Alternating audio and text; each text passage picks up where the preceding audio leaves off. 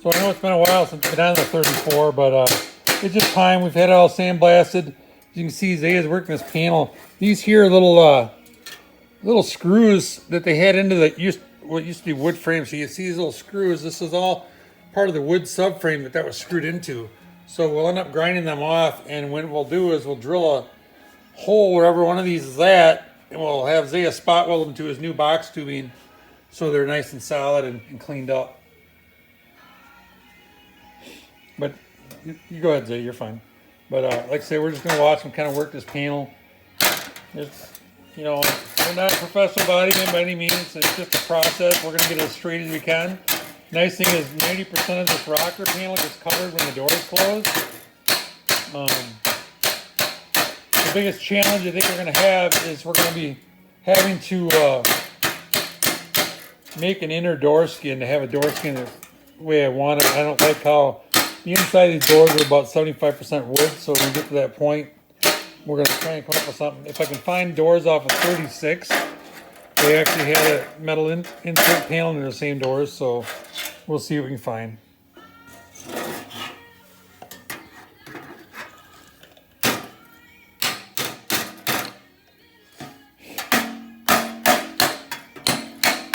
If you can't get your hammer in there, you can take another hammer, take that hammer, put it on that thing, and then tap on the head of the other one. Flip it.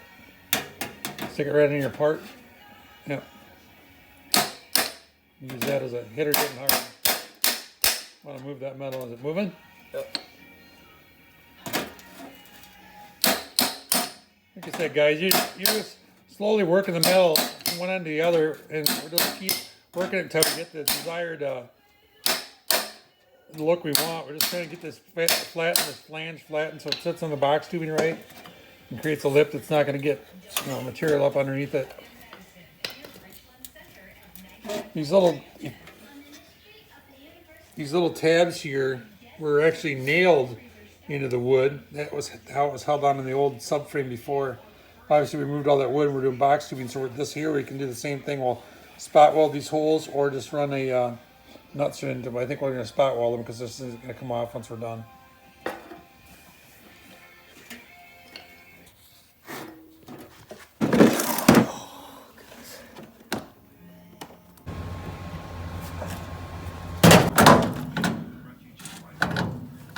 Okay, what we're doing now is we're removing the back shelf that was inside Zay's car here.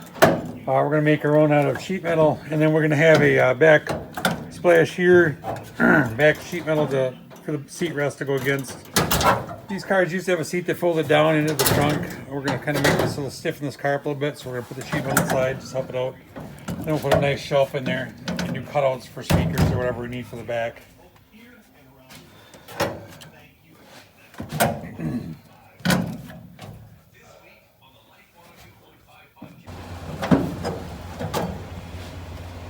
We got that back window shelf out. Obviously, we're going to build our own shelf there. These wood window frames, we're going to try and leave them just so we got something to put our interior pieces to. Same with these metal strips here. We're going to use that to attach our headliner to. And we'll have to get some more wires. We can make our own wires here for the headliner and run it through once we find that. But that should work okay.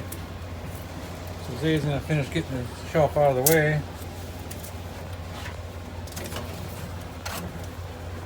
And on this pan here, we were looking at this rounded edge, kind of pulp on that bottom edge there, Zay. So this thing here was actually, that's how it's supposed to sit. We're going to take that out of there and basically make our, once we get our shelf put back in, we'll make a panel that goes from there down here to the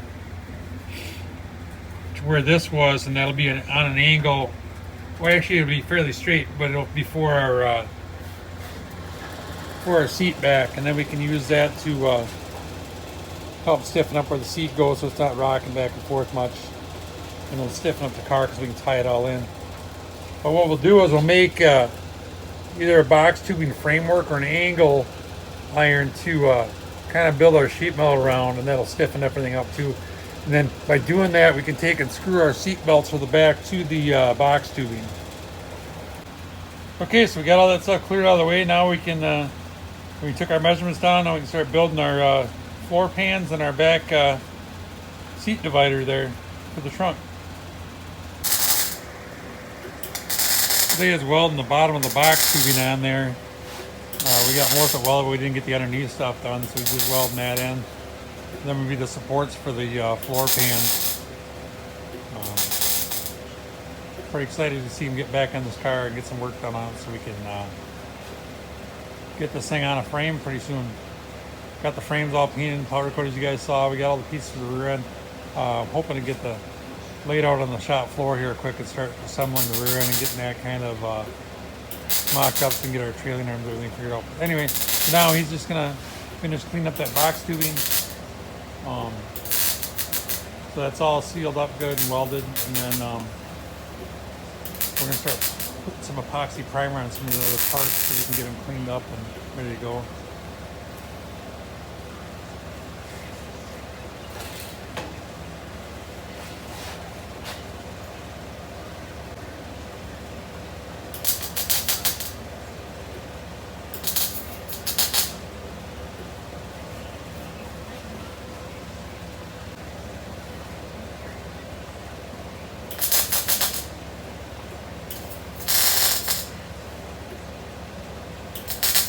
That's the sound we want to hear. Our heat was a little low. We just cranked it up a little bit.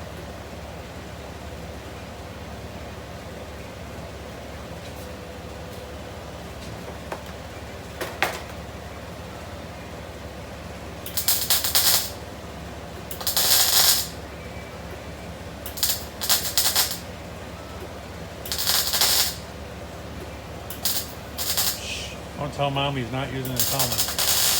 He's obviously not watching the flash, guys. He's got his eyes closed. He's just kind of get these spots checked and post them there. But anyway, just basically at the bottom side of each of them square tubing to seal up everything else in the weld mix. So I'm going to pick up some more metal so we can start cutting our sheet pan. Originally we did one bigger piece for the front half. I think we're going to split that up a little bit so we can pull these pans out and separate them. And then plus when we get to the front, where it slopes up like this, you know, we can get the sides done, but we'll have to leave the opening for the transmission is to see where our belt housing tunnel is going to go.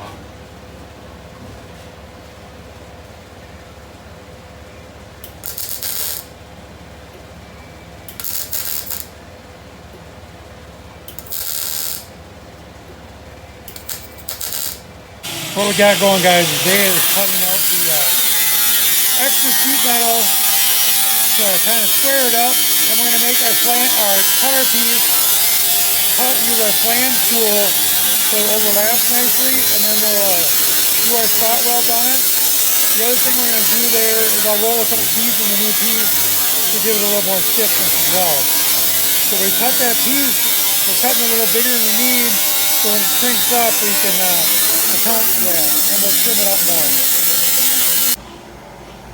So Isaiah's over there cutting out that little bit of overlap from the floor pan there. We cut our patch piece out. I'm going to put a couple beads in this, and then we'll take it over there and we'll trim it up some more. So let me get the bead roller set up and I'll show you what we got going.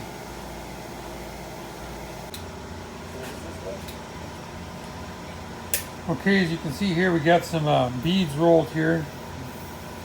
We'll show you the backside how pronounced they are when we're done. But we're learning on this machine. We haven't used it a lot ourselves, so when you first get this down, we kind of get this, count your turns and you're tightening your nut. When you first start, just barely put enough pressure on it, you can start making your tracks. We got this one here we're working on yet. And then we don't think we can reach the middle one here, so we're gonna have to run 2 beads the other direction. This is a pretty good size bead roller as far as depth wise, but you know, we got a long panel here, so it's over 4 feet.